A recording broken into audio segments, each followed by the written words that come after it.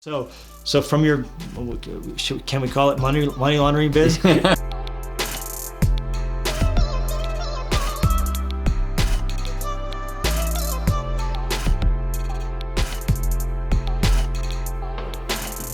you so much for just sitting down and talking. You bet. It's incredible. I've been tracking with you and what you've been doing for many years. I remember I was living in Orange County and first came across this whole idea of the company that you had started, which eventually would sweep the world. And then it was like this whispered thing, like you had to be kind of in the know.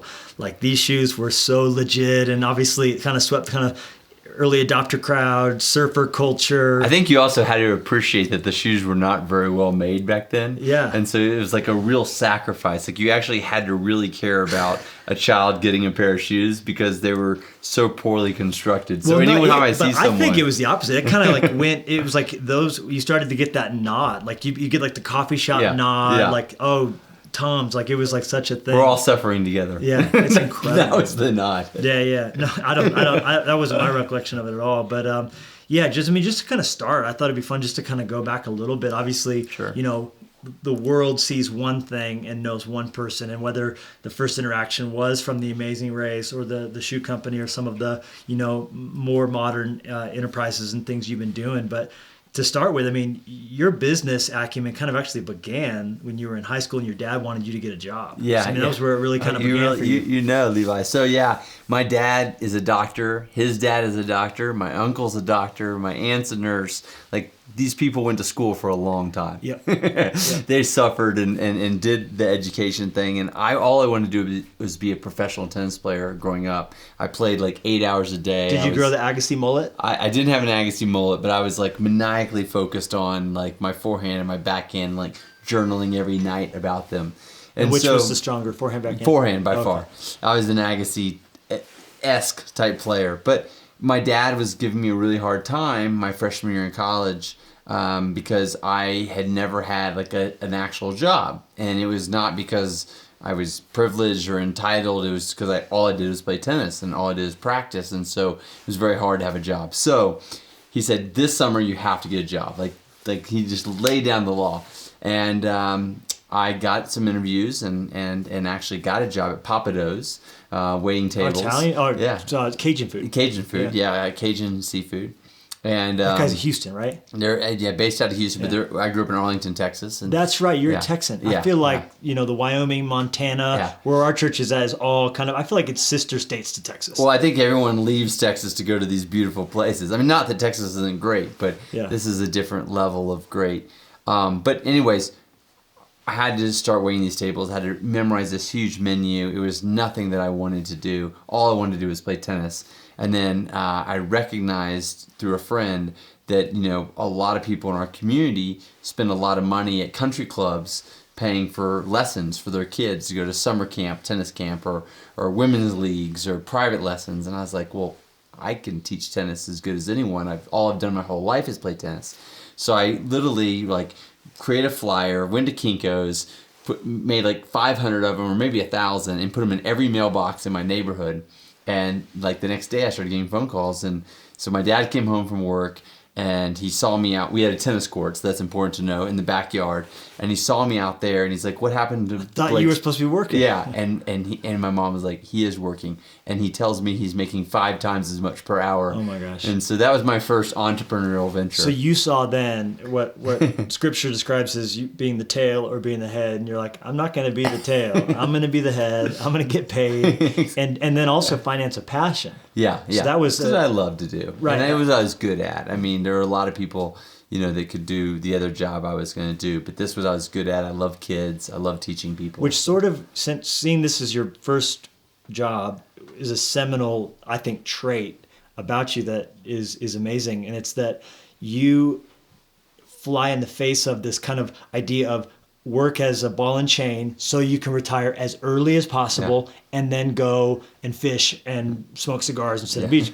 Whereas instead it's finding permission for your passion to come out. To be your work. And let that be something. And I think that's, especially in our day today where it's like, how do I get my $1 million by 30 and cash out and be done? But then it's like, what then?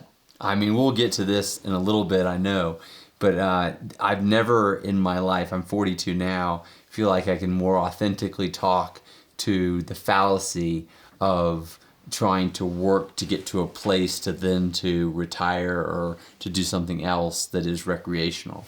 I feel like if you are lucky enough to be able to match your passion and your talent to something that you find meaningful in the world, it's truly one of the greatest gifts and joys in your life. Incredible. And I've been able to do that at different stages in my life, and frankly, I didn't know if I would get to do it again until recently. And that started so young. Yeah. Okay, so from that beginning came a whole bevy of startups. I mean, that's how they would be described now. I mean, it's back then it was just like doing things. Like but it was I mean, I saw that students didn't want to do their laundry in college. I had an injury, I couldn't carry my laundry, so we started a laundry business. I mean, and it eventually you had 40 employees. Yeah, at age 19, doing laundry all across the college campus, and you sold that business. Yeah, many different campuses. We had Texas A&M, Oklahoma, University of Texas, TCU, SMU, eventually Vanderbilt, which took me to Nashville. So even then, kind of learning how to scale something and learning how to probably... Yeah. It's so funny, these words like scale. Sure. Like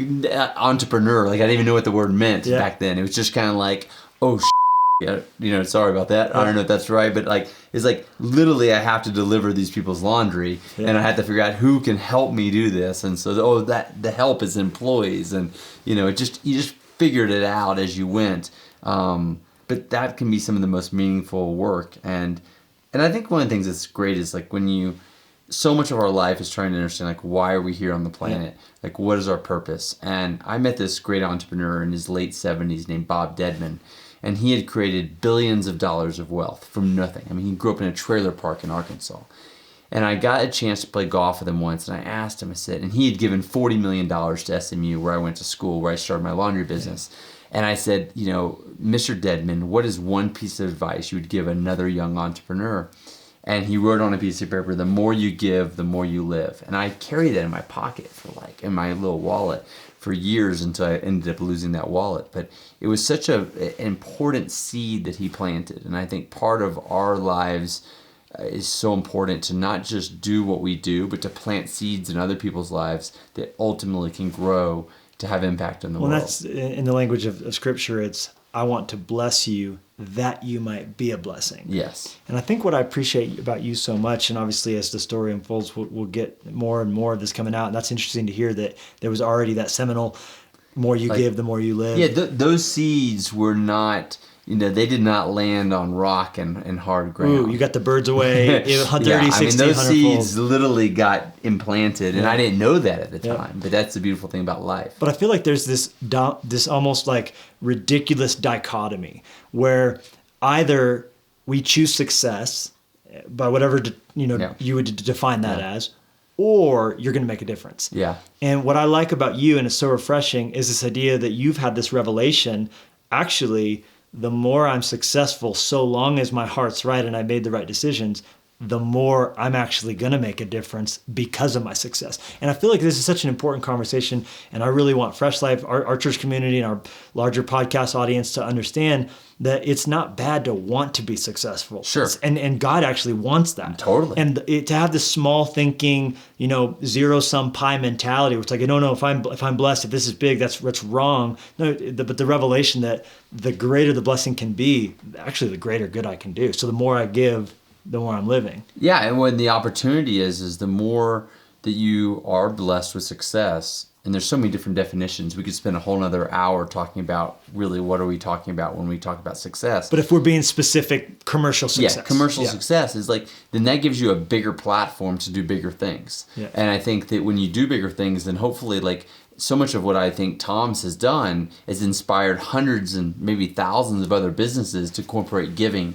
or a one-for-one model into what they do. No doubt. And it's given me a platform. So I actually think of our impact isn't the 88 million children we've given shoes to. It's actually all these other businesses that have committed their business. Subway. Exactly. Gap. To giving back. I mean, just... Warby Parker. I mean, you name it. The list goes on. Okay, so So from your, can we call it money laundering biz? Joking. Okay. I wish we made money. We didn't make any money in that business. So money laundering, though. Yeah. Okay. Yes. Laundering and then making a little money. Okay. So from there, of course, the driver's ed company, you rethought that. And I like the trend, honestly. You never invented anything new. No. You looked at tired things and breathed new life into them. Well, what I found, I mean, specifically in the driver's ed business is like this has been around for, as long as people learn to drive, right? And when I talk to young people, they were so they're like, I got to go to driver's ed. It's this crappy car and this old lady teacher and she smells and I don't want to do it. My driver's ed for my driving time, I'm so excited to finally get driving time. She made me drive into Burger King and she went in and got breakfast. And I'm sitting there, we paid for my driving time and I'm just sitting there waiting while she's eating a Whopper. So we just took a more modern approach. We had, kids learning online. We had, young teachers that were engaging. We used environmental vehicles. This is early 2000s? Yeah, it was right when the Prius came out. We were the first company to use that to incorporate the environmental education. But yeah, I mean, I think so much of being an entrepreneur or looking at the world with kind of a fresh perspective is not necessarily thinking of some huge, big new idea. It's just how do we take things that we're already doing and making them better. Yeah, I've heard it called vujade. Oh, I haven't heard that. Deja vu is, I feel like I've seen that before. And vujade is trying as hard as you can to pretend like you've never seen it before. Oh, that's interesting. So how would we do driver's ed if we never had done it? How would we do shoes if we had never done it? How would we do laundry at college if it had never been done before? And that's, I think, that could be the sequel to your book. Yeah, that might be the next title. Okay, wow. So if we fast forward, of course, there's the driver's ed thing. There's the billboards in Nashville on the side of buildings, and we won't talk too long about the reality TV network that we tried. But it would probably be worthwhile to talk about in the sense that they weren't all successful. It failed miserably. No, I lost basically all the money I made in my early 20s. I lost almost every penny of it in my mid 20s. I lost other people's money. I had to fire 40 or let go of 40 people. It was definitely the only time I've ever been depressed in my life was when we shut down the reality channel because it seemed like such a great idea. It seemed like so many people were into it. We really went for we really shot big. We put all of our money into this and it didn't work. Yeah. And sometimes that happens in life, but they always say it's a cliche, but you really do learn more from your failures than even your successes. Yeah. So then of course comes, the trip back to Argentina. Yeah. Back because you had already been there on the Amazing Race. Yeah. Which, is in the spirit of what you had just said, another chance to learn. Of course, so many people watched 4 minutes this close. So close. Right there. But I think it's pretty interesting to think that you may never have started TOMS had you won. No, I think there's a great Garth Brooks song that says, I thank God for unanswered prayers, wow. Right?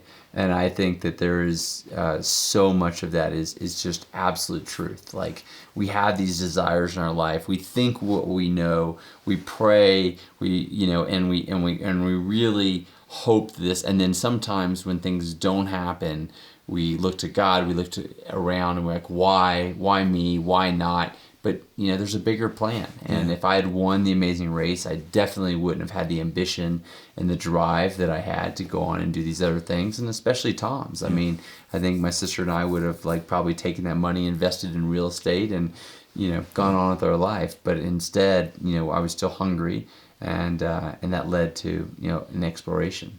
So you're down in Argentina, playing polo as one does. Trying. As one does. Trying. And because it was a cheaper place to learn how to play polo. The cheapest. Yeah. So I think you Googled, as the story goes, you Googled cheap places or polo camps or something like polo that. Polo camp, cheap. Okay, that was the query. That was the query. So you end up in Argentina. You're playing polo. You're kind of putter around the city, wanting to see it because you went through it so fast on the Amazing Race. Sure. You didn't get to see much. Yeah. You stumble across a girl who's raised a bunch of shoes donations from people. She's gone, can I have shoes? Can I have shoes? Can I have shoes? And you're watching her give them out to kids who need them? No, when I met her, there were actually 3 women that had been doing this for about 2 or 3 weeks. They'd gone to collect slightly used shoes, like a shoe drive, like we might the traditional mission trip kind of approach. Traditional. Yeah. And and so she was doing this, and I was like, wow, like I had just for the past couple weeks seen so many street kids without shoes, and in my mind I'd been thinking like, why are these kids not in school? Why do they not have shoes? And that was my first like experience with like some pretty intense poverty just outside of the city of Buenos Aires. And so when she told me she was doing this project to help kids get shoes, I was like, oh, like thank goodness someone's doing this, because like I've been thinking this like the past month as I've been in and around the city. And so, you know, I always like to try new things. I mean, that's like the thing that I would say, if there's one thing that's been consistent in my life, is like I never miss an opportunity to try something new. And so I was like, look, if you need volunteers, I'll go. Like, I'll help. I'll put shoes on kids' feet. Why not? Like, and so she let me go, and I had the experience. It was an absolutely beautiful day in this town, Los Pilitones. The kids, their parents, everyone was just so joyful. I mean, you would have thought it was Christmas Day. And like we weren't even giving new shoes, we were giving like used shoes. But these kids were literally like as if this was and like, they didn't always fit, right? Yeah, this is the greatest gift ever. And so that experience is what planted the seed that made me know and experience the joy of giving in such a raw and intimate way. Yeah. And you see this, of course, this style of shoe they wear in Argentina. Yep. The exact part. How do Alpargata. Alpargata. Yeah. And you have this idea of selling them in America, because you thought my friends in LA would probably rock these shoes. Yeah. Right? And what if we, for everyone we sell, we give one away? Yeah. Well, actually, the reason I had the idea was actually a very important question that someone asked me. And so I feel like sometimes in life, like, you know, it's like there's sometimes that God is whispering and sometimes that he's shouting. Yeah. And I feel like this was a shouting moment, because what happened was I felt great after giving these kids shoes all day long. And I came back to the polo camp where I was staying, and my polo teacher is named Alejo, and I was telling him at dinner about this awesome experience, and then now these kids were going to go to school because they had shoes and that was needed for the uniform. And he listened and he listened and he said, man, I think it's amazing what you've done in my country today. Like most people would come on vacation and they wouldn't even think about doing something like this. So he started with, this is amazing. He said, but I have to ask a tough question, I think, because what's going to happen when those kids wear out of their shoes? Wow. You're going back to California next week. The two women that I met were from the UK. They're going back on this is a volunteer vacation for them. Like, who's going to give the kids the next pair of shoes? And if you really care about these kids being in school and they need shoes, like, what's going to happen? And so that question, like, when I went to bed that night, like, haunted me. Like, I went from thinking, like, I did something really great that day to feeling like, am I just doing something that makes me feel good, that actually is exasperating a problem in this horrible situation where these kids can't afford shoes, because giving them one pair is not going to help them. So the next morning when I woke up, every morning my ritual, we did it this morning, is have some really great coffee. Yeah. I usually write in my journal, and I was writing in my journal about the experience of both enjoying giving the shoes to the kids, but also this question that Alejo asked. And that's when it kind of hit me in a shouting way. It's like, you're an entrepreneur. You spent the last, at that point, I mean, I started my first business at 18. I was 29. 11 years. You've learned how to build businesses to solve problems, whether it's driver's education or whatnot. Why think about this in a charitable or nonprofit way? Why not start a business where every time you sell a pair, you could give a pair, and that way it's sustainable. So the kids get the shoes every 3 months as they need them, because you're continuing to sell shoes every 3 months.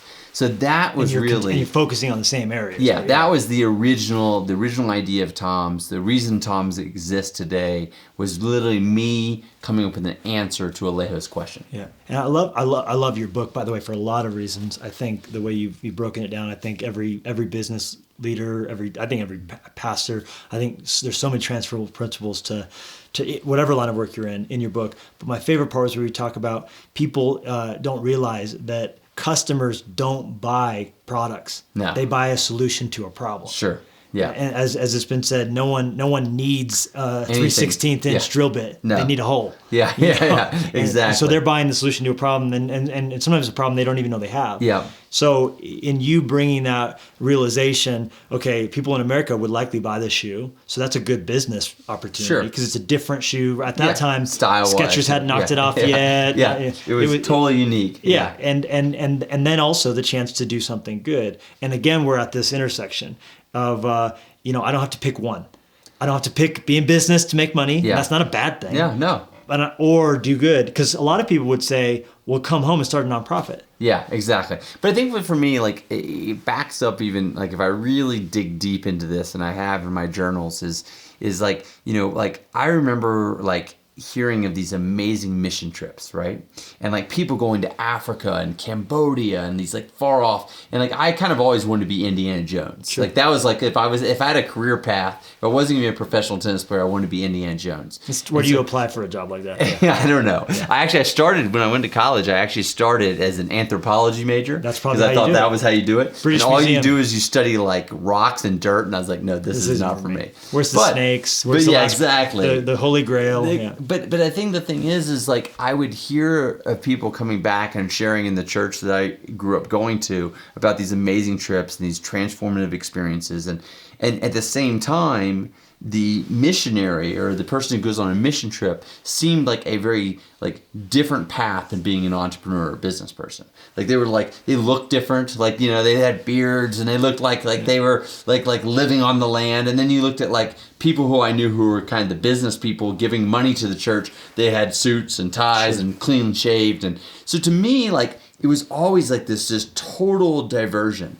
And I think it was in Argentina, and especially after I came back to California and I started realizing like we could actually build a business and help people at the same time, that those two worlds really collided. Yeah. And that's like, I feel like sometimes like, you in life, you hope it's a huge privilege and blessing if that happens to you, where kind of something that your soul and your heart is yearning for collides with something you're good at. Yeah. And those two things collided when I was 29. Well, I think more people need to find permission and find expression for that to happen as a way to honor God and do good in the world by thriving and excelling. And that, because I've listened to you work out the math, because when you started it up, you had enough money to buy 4,000 pairs of shoes. Yep, exactly. And so, and a traditional thinking is, well, if you want to help 4,000 kids, then just give those 4,000 shoes away. And had you done that, that'd be all it is. Yeah. Those 4,000 kids would have shoes.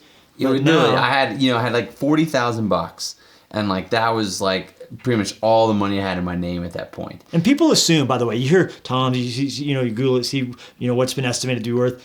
They assume you had you're flush with cash, big silver spoon, whatever. $40,000. That was it. And that was including not just the cash I had in the bank, but the potential credit lines on my credit cards. Right. So if you really think of like cash in the bank, it's probably half of that. And so when I thought about like, okay, how do I help these kids? If I would have, like you said, if I would have just raised money or donated, that would have been it. But now we've given 88 million shoes away. 88 million pairs, right? Yeah, pairs. Yeah. So it's a lot. I'm not good at math. 170. No. 80, 160, 8, 16. Yeah. 196 million. 196 million shoes. 176 million. Yeah. So someone off camera can authenticate that. If you had 88 times 2. Yeah, if you would have had, if I would have started back then and said, I want to help 88 million kids get shoes and I'm going to go raise money, no one would have given me $500 million to do that. Okay. So it's like, that's the thing that's so amazing about when you create a social enterprise that is for profit and helping people, that it can, if it does scale, sometimes it's great even if it doesn't. Like I always tell people all the time, like, had TOMS only benefited a couple hundred kids every year and I kept going back to Argentina and got that joy in my life and take my parents and my friends to go, it would have been all worth it. Yep. Like it doesn't have to become some big business to be meaningful in your life and meaningful in the people you're helping.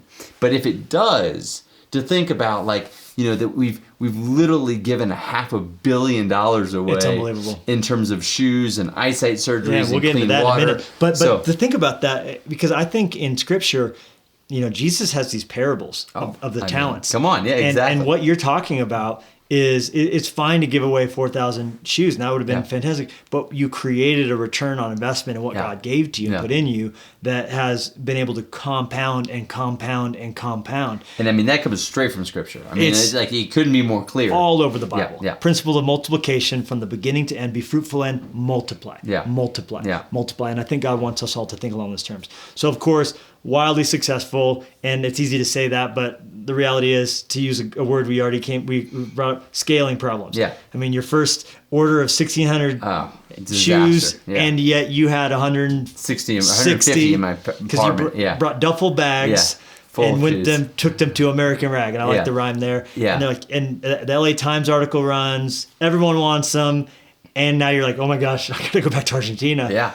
Just had to get after it. I mean, that was just, and I love those days. I mean, I love that kind of trying to figure it out and not knowing, and that unknown. And we were in Argentina and we were hustling and buying fabrics. One of the funniest parts of TOMS the other days, we had this one shoe called the Summer Stripe that was our best-selling shoe. And it was this bright orange, yellow, kind of like pink. It was mainly for women, striped shoe. The only reason we made that shoe is because when we went to the fabric maker in Argentina, we were buying all this navy and red, your traditional colors, and we were paying for those. He's like, hey guys, you guys are great. I love what you're doing. I've had this fabric sitting here for 4 years. No one's ever bought it. I'll give it to you. And so he gave us this massive roll of this bright orange, yellow striped fabric. And we were like, shoot, free fabric. Let's make shoes. And it became our #1 bestseller for 2 years. Yeah. Oh, Summer amazing. Stripe. Summer Stripe. You heard it here, folks. And again, people have for years done buy one, get one free sales. Sure. And you're just the first to come along and say, buy one, get one free, and the second one's not going to be for you. Yeah. It's going to be for someone else. And we take that for granted now because, like we mentioned, it's very widely done and widely spread. And it's good. A rising tide lifts all ships. Totally. And I think you're going to honestly go down in history as being someone who introduced a whole new way of doing business that has been, in a good way, copied all over the place and helped a lot of people, in that you've helped people see business as a different possibility. But at the same time, it also, I think, has brought about businesses who are using this more as a sales gimmick than as a core model and a philosophy of doing it. So what would you say to the business or the entrepreneur who wants to now pivot and bring about this and have it come across not as gimmicky, but as authentic? So my wife and I have a fund in which we invest in social entrepreneurs. And it's one of the great joys of our life, since we have been blessed that we can, be the early investors in so many organizations. And we have a very specific criteria, and that is that the giving element of the business has to be integrated at the core of why you exist. It cannot be a marketing experience. And so I think if you are a company that you're thinking about pivoting in or incorporating giving into your model, it's better to not do it at all unless you can do it full tilt, fully engaged, because customers will understand the difference. And I think the other thing is that because so many companies now have, I get all these pitches of businesses, and sometimes I tell a business, you know what? You have a great idea here. I would not incorporate a giving thing. If you want to be really philanthropic after you make some money, then that's great. But you're trying to put two things on top of each other. Seth Godin, I don't know if you read any of his books. So he has this book called Meatball Sunday, right? It's we all like meatballs, we like Sundays, but together that's not a good, sometimes when people try to incorporate giving into their business model, it feels like a meatball Sunday. It feels forced. So what I always say is really, really look at if you're creating a business because you have a passion to make a difference in a specific area and that business can help, then I say go for it. But if you're trying to add that in as an ingredient, it doesn't work. People can smell that. It just doesn't work. Just build. There's nothing wrong with just building a business, making money, and then if you are making money, being philanthropic and being generous with that. But the businesses that incorporate giving, that really thrive, that do well, are the ones where it's just integrated in. I have one of my favorite organizations that we've invested in is called Art Lifting. And this is a young woman who went to school in Boston, and every day she would go to school, she would see homeless people on the streets, and several of the homeless people would be selling paintings that they created themselves, and they were good. And she was like, why is there people living on the street that are this talented. It drove her crazy. So she created the very first, art gallery and agency and representation service for homeless people who are artists. And now she's taken homeless people off the streets, gotten them apartments and art studios all over the country. She licensed her stuff to Billabong, and she sells it to Hilton hotels. Incredible. And so, and she makes money. And I make money as an investor in this. Yep. And so it's like, this is an example of for-profit businesses that are doing good. But it's doing good. And it's so authentic. Like, you just feel it, and you meet some of the artists who were once homeless, and you hear their stories. And it's just like, I give the original arts for Christmas gifts all the time. Phenomenal. And for you guys, what I respect so much is that you committed to it before there was proof of concept. You committed to it before. Sure. You didn't say, okay, we're going to sell a ton, and when it's profitable, then we'll give a ton away. You said, no, one in, one out. And that's the name. From day one. Buy a shoe today, give a pair of shoes tomorrow. Yeah. And of course, the company TOMS is shortened for tomorrow's shoes. Yeah. Thank you for clarifying that, because most people call me Tom, and I spend so much of my life trying to explain to people that tomorrow's was the name of the original shoe, and then it became TOMS. Right. So we're buying a shoe. We're giving one out tomorrow. Tomorrow's shoes, TOMS. But you didn't make money for years. No. And I think that was what was really, really blessing to me. Years. But you gave from day one. Day one, yeah. The shoes were going out, even when there was no profit. Even when we were losing money. We were losing double money then. So how many years? 3 years. 3 years. To get profit? Yeah, 3 years until we broke even. And especially it was painful in year 2 because we were growing, so we were needing more capital to grow. But then we were also losing more money because every time we sold a pair, we actually had to make 2 pairs.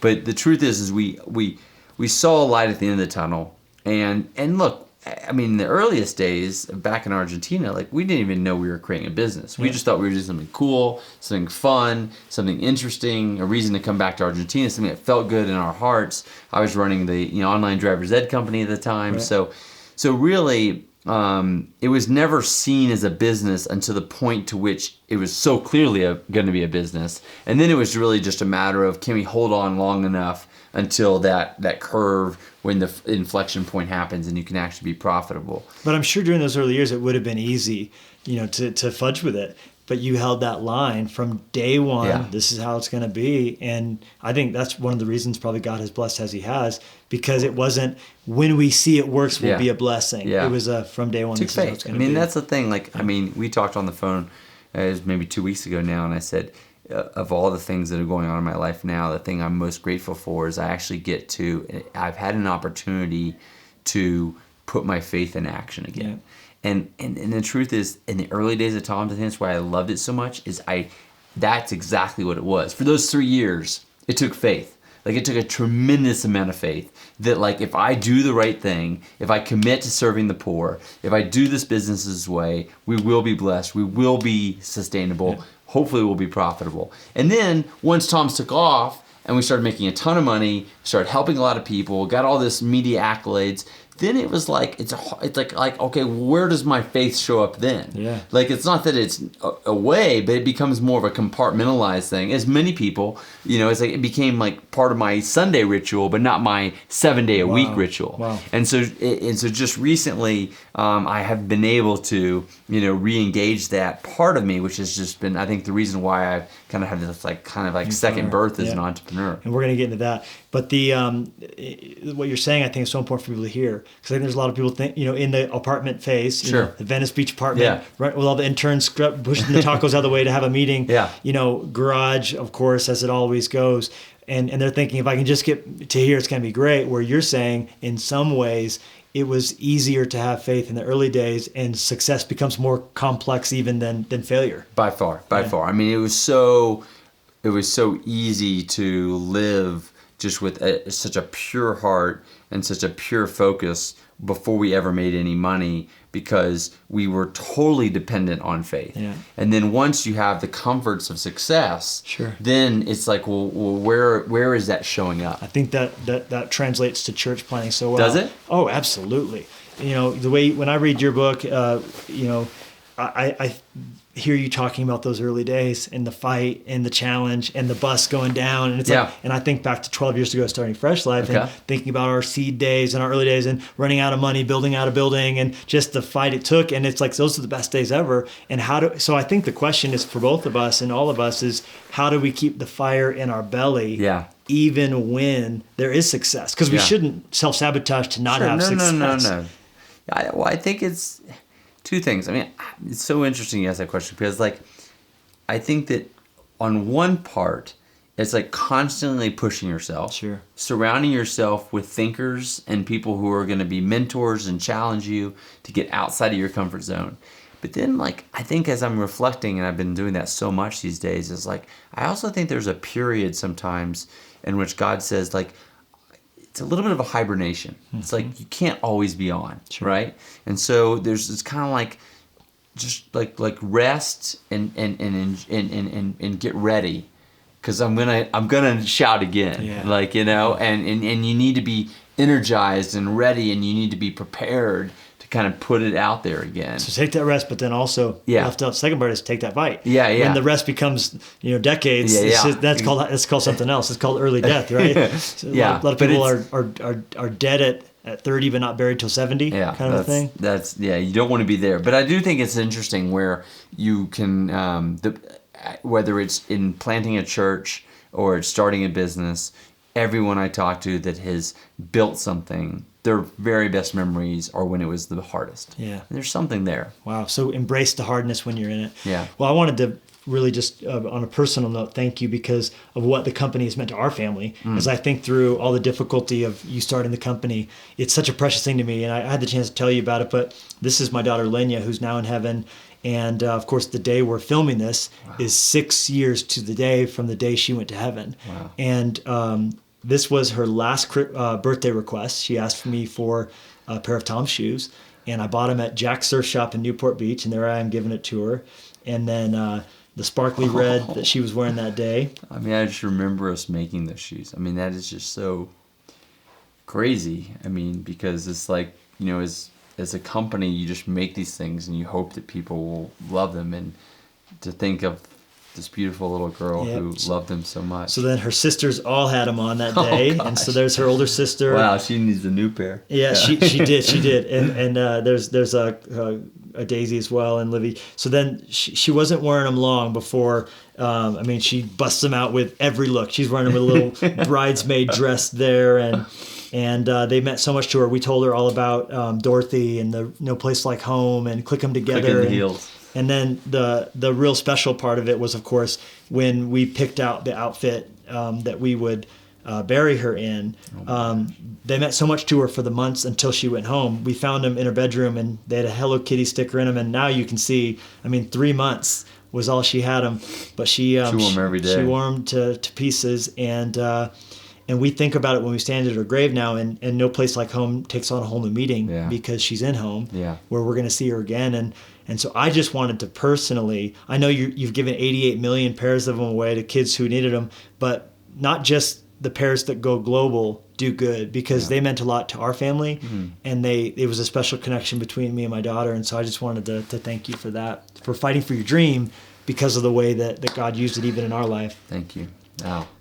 It's just, when you told me that story before on the phone, it was like, after we got off the phone, I just sat there and, you can get so wrapped up in just trying to make something work, right? And like even 12 years later, it's like you're just trying to figure out like what's the next step. And then when you take a moment, you say like this beautiful being on this planet for such, unfortunately, a short period of time, it meant something so to her, and you were able to teach her about giving back, and like that moment at such a young age. It's so powerful, and you just don't think of those things. You don't know those things when you're working hard every day trying to make something happen. So thank you. Yeah, thank you. And, there's another connection to our stories because, of course, as I share in my book, Lenya's beautiful eyes go God used her to be able to give sight. We donated her corneas, and the whole through the eyes of a lion metaphor is about eyes being opened to new faith, but also these two people that got each of her corneas, and they got to see because of them. And I love our connection because through TOMS Eyewear, you guys have been able to help 600,000 people get their eyesight back. 600,000 blind people have received their sight back. Yeah. Through a pretty simple surgery. Yeah, the cataract. I mean, of all the things I've been able to do on giving trips, we've given about 75 countries around the world. I've been on 40 plus trips in the past 12 years. The most incredible experience I've had have been in the eyesight restoration. Because I mean, I remember just like yesterday, I was in Nepal. And there was a woman in her in her 20s, and most people who develop cataracts are in their 50s, 60s, and 70s. And usually it's people who live at high altitudes. They're actually closer to the sun. They're farmers, and they don't wear sunglasses. So that's the irony, is they don't wear sunglasses. So what happens is, being so close to the sun, the cataract is actually a protein deposit that is there to protect their eyes. But then it protects it so well that they can't see.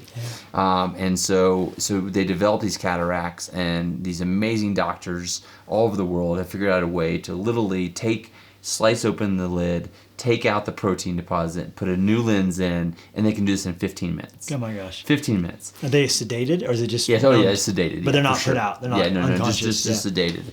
And I've gone, like in Nepal, I remember this one young woman who had 2 kids in her 20s, had cataracts in both eyes, which is really rare. Usually it's one eye goes really bad first. Yeah. And we did the surgery. I was scrubbed in, watching the doctor, and like the foothills of the Himalayas, kind of Indiana Jones-like, I will say. We've come full circle. And the next, not the next day, but the following day, we came back and we took the patches off, and we saw her see her 2 kids for the first time. Gosh. And it was just like, wow. I mean, it was just like the doctor I was with, he said, "This is the greatest show on earth." And that was back when the circus had that tagline, the Ring and Barley Circus. And now it's all The Greatest Showman. Hugh Jackman. Exactly. And it was like, yes, this is truly the greatest show on earth, to get to see a human meet their kids for the first time just because of a 15-minute surgery, because someone bought Tom sunglasses in Jack's Surf Shop. Amazing. Like, that's the thing. It's like, and every time someone buys a pair of sunglasses, they're paying for someone to get that surgery. Yeah. And you've done the same thing with coffee, with water, and so that's what I always, whenever I one of my favorite things in life is literally running into someone on the street wearing our shoes or wearing our sunglasses and saying, like, I thank you because you consciously bought this because you knew you were helping someone. But especially with the sunglasses, I'm like, but do you really understand? Do you know? Do you even know? You want to shake them? Do you really understand, like, when you put these sunglasses on every day, like, that there's someone probably in Cambodia, Nepal, Nicaragua, Guatemala, and there's these organizations like Visualiza who, like, they have this amazing clinic where they actually service, and half of the clinic people who can afford the surgery, and and at the other side of the clinic people who can't. Yeah. And it's just a beautiful matching. It's incredible. So. I can't even handle it thinking about, the scale of the people seeing today. One of my last memories with Lenya, sadly, was her on my lap. And we were early morning. I was drinking coffee, and I was snuggling her, and I was reading the news. And I was specifically reading the news of the Newtown shootings. And all these funerals were being planned that week, these 5-year-old kids, kindergartners. And I vividly recall, and I read about this in Eyes of a Lion, asking the question, how on earth do you plan a funeral for a 5-year-old? And wow. I actually remember pushing the question away. I wouldn't even answer it. Like, how can you do that? I wouldn't answer it in my head because I was holding my 5-year-old daughter, and I just couldn't even allow myself to personalize it.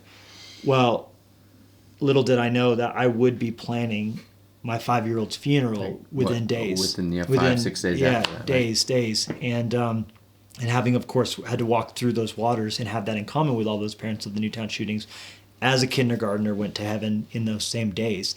And this, of course, now connects us to another passion that God has put inside your heart and another fire that's in your belly. And I think one of the things you're referring to, that God has you coming kind of a little bit out of your hibernation to shake off and to shake up the sleep a little bit. And now here's another fight. Yeah. Here's another fight.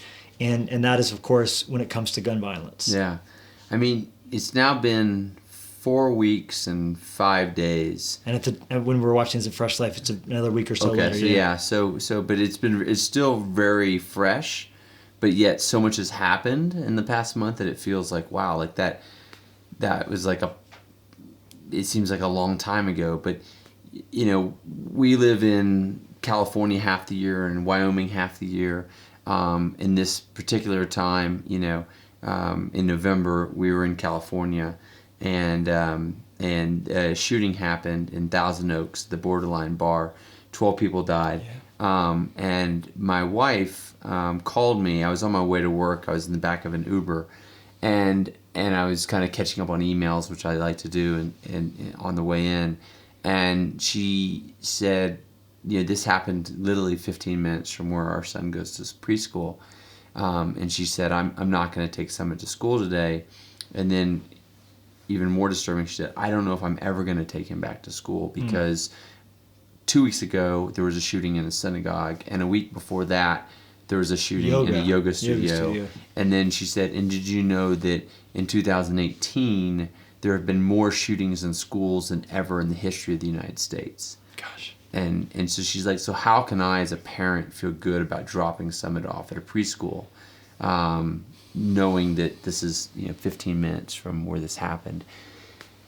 And she was very emotional. I was kind of, she caught me off guard. I was like, doing my work, like, you know, kind of in work mode. And then she said, you know, someone has to do something about this. And I said, I agree. And then I hung up. And this is where I say sometimes God whispers, sometimes God shouts, sometimes like it truly is a moment where you have no choice but just to be a vessel. And that's where that happened to me. And it's funny because, maybe it's God. Our CEO, actually. Close second. But you know, a lot of people have asked me when I had the idea for TOMS in 2006, like, was it an epiphany? Was it like literally like, I have to do this? And the answer is no. Like, as I said, like Alejo asked me a question. I came up with an idea. It seemed like a cool project. Like, I'm going to like do this for 200 kids. Yep. I'm still running my driver's ed business. Like, I had no idea what God was doing when I made the choice to start TOMS, because it seemed like such a simple choice. Yeah. But this moment, I knew exactly what I was risking and what I was doing and what potentially, you know, I was up against. Because when I got off the phone with Heather, I felt more than ever in my life like someone was not someone, it was me.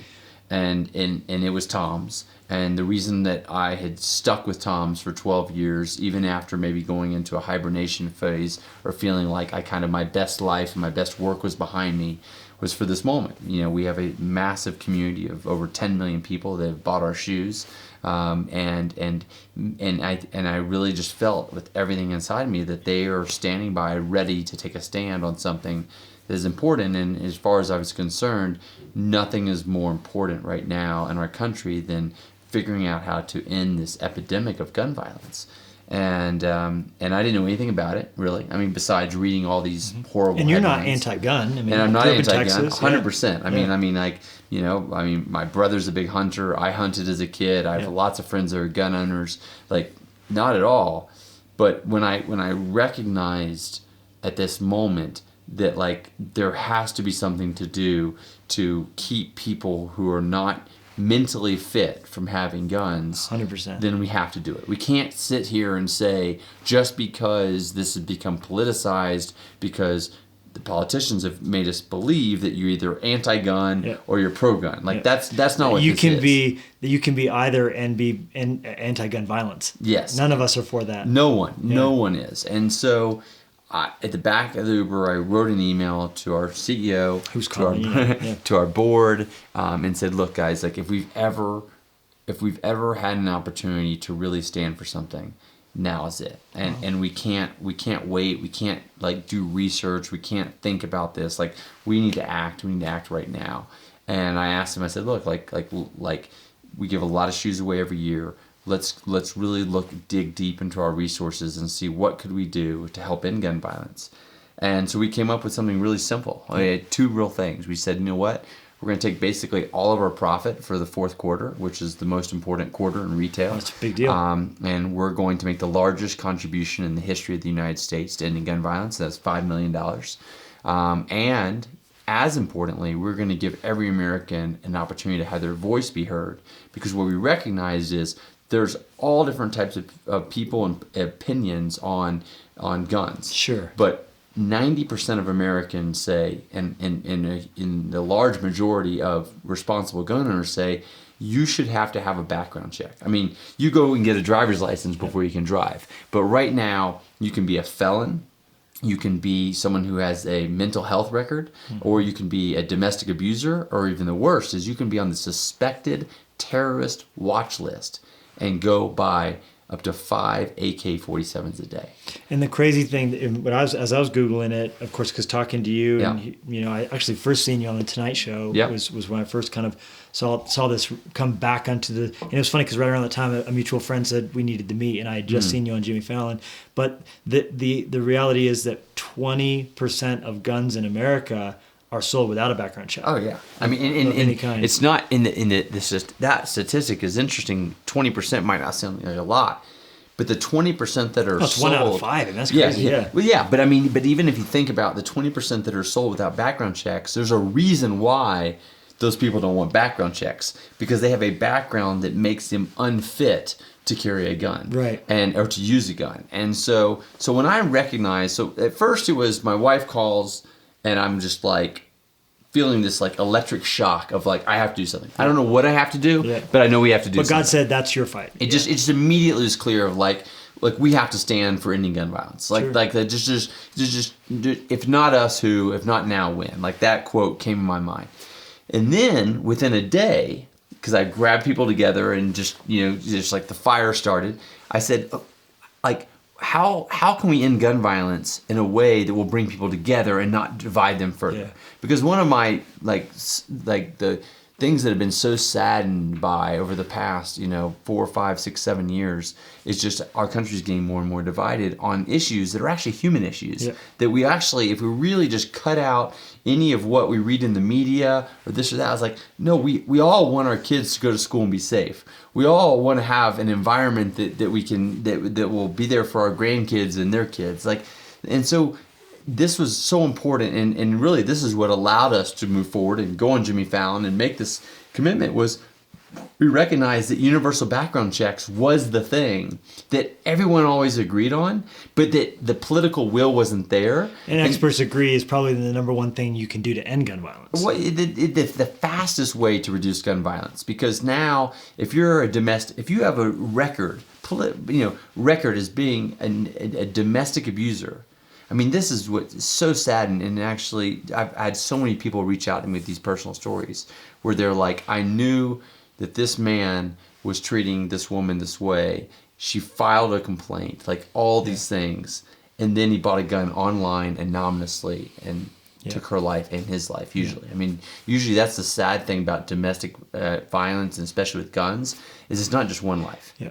It's always turning it on themselves too. Yeah. And so like to know that a universal background check will keep domestic abusers, keep felons, right out of jail. You can come out of jail right now and literally go buy a gun. Yeah. I mean, it just makes no sense. And so when we focused on that, we said, okay, well, it makes it specific. It's one. Yeah, it's just super specific, and something that 90% of Americans agree on, and that no matter where, you can be a very proud gun owner, you can be a hunter, and say, look, like, I think a lot of Americans actually would be surprised to know that isn't the case. Most people probably would assume. That's been a huge part of this, is that so many people have been like, what? Right. Now, on some states have background checks, but not at a universal across level. The federal level. And that's what allows the loopholes with online purchases, gun show purchases, things like that. And so we all wanted to help, but you've made it very easy for anybody to make their voice heard in that way. Yeah, so literally, and this is one of the things that I was, when I was on Jimmy Fallon, I got very emotional. And people have asked me, like, why was it such an emotional moment? And I said, well, part of it was I knew I wasn't just doing to keep my wife feeling safer, but that my wife represents millions of other moms and dads that are hearing about their kids doing lockdown drills at school instead of fire drills. Yeah. Did you know this is the first time in the history of the United States that the public school system is on record to do more lockdown drills than fire drills? Yeah, that's. I mean, if that doesn't like wake you up, and the statistic that there are 300 mass shootings a year, over 300 already, which is so heartbreaking. So to go and obviously back, it's not any one. It's. I mean, I think we all know it's not going to be one thing that's going to solve it all. There's so many layers to this. The fatherless home, and all of it. But it is something we can do. Something we can do. And so we said, okay, like. We feel like at TOMS and right now, because there are so many moms and dads that are feeling the same way Heather was feeling, like we need to create a simple action and one that could be effective on with our government, with our politicians who represent us. I mean, that's the whole point. So we said, okay, let's create a technology on the website on toms.com that in less than 30 seconds, anyone, whether you've ever heard of TOMS before or not, like it has nothing to do with whether you're a customer or you're part of our tribe. It's completely free. Completely free. Go to toms.com and in 30 seconds you can send a postcard, which very few people do these days. Yeah. We don't send a lot of mail. It's actually a real printed postcard with a stamp on it. Someone is licking the thing. Yeah. So we said in 30 seconds or less, you can send a postcard and it will go to your representative. So you put your name and address in the site. It immediately it knows exactly who your representative in Congress is. It mails them a postcard to them. And the most important thing is it will hit them all in January because that's when they're back in session. We have a new House of Representatives, new Congress. They're going to get there and their offices are going to be flooded with postcards. So we launched this, once again when this is shown, but 4 weeks ago, but so it'll be 5 or 6 weeks. Literally 700,000 Americans have gone to toms.com.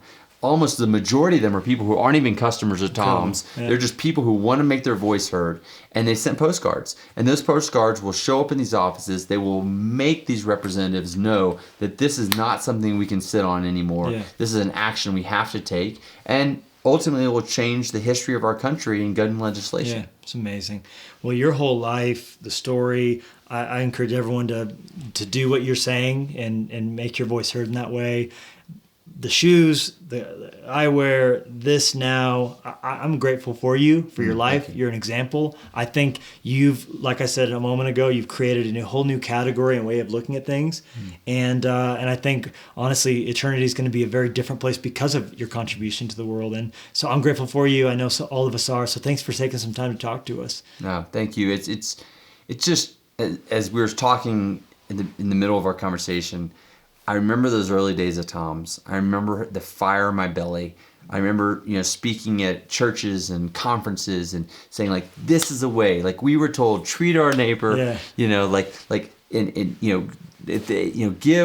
to the poor as you can. Like if you've been blessed, give blessing. And I felt that so strongly in 2006, 2007, 2008. And I think people who wore our shoes really felt like that was a badge. Yeah. Like they were doing something. And I am just so incredibly grateful now that has come full circle. 12 years later, I never knew this would happen again in my life, that I'm able to use TOMS, use our shoes, use our company and our platform to make a difference again in a way that I truly feel like God is saying, like, this is, we need to do this now. Yeah. Not just for the United States, but globally. We need to show that people's voices are still what can drive change. Yeah. Because when you start to feel that like you don't have power, that's something that can be a very scary place. Mm-hmm. And I think that's what Heather was feeling, when she made that call to me, was that she was feeling powerless, and no one wants to feel that way. And I feel like this is a simple thing we can do, and hopefully if we get this passed and this becomes a law, it'll be something that we will inspire a whole new generation of entrepreneurs and business owners to say, you know what, I'm going to stand up when things just aren't right. Yeah. And that's kind of where I feel like this has been such a privilege, and I'm so thankful to share this with your congregations and the people that listen to the podcast, because I know that like there's something so much bigger going on than even the ending gun violence. Mm-hmm. Like this is truly a call that is like, okay, like let's come together to solve the issues of our time. Yeah. Well, I think I speak for all of us when we say we can't wait to see what's next and what the next phase is going to look like. Even as you didn't see this one, but it was that system being set up that allowed this to happen. Sure. And now the exponential growth even of your progression and your evolution. And so to watch what's going to happen is going to be an inspiring thing. So I'm grateful to count you a friend and inspired to watch you doing what you're doing. And I encourage everyone to support what's happening. So thank you. Thank you. Hey, good? That was great. Come on. Yeah, that was fantastic. Feel good about it? Oh, yeah. That was awesome.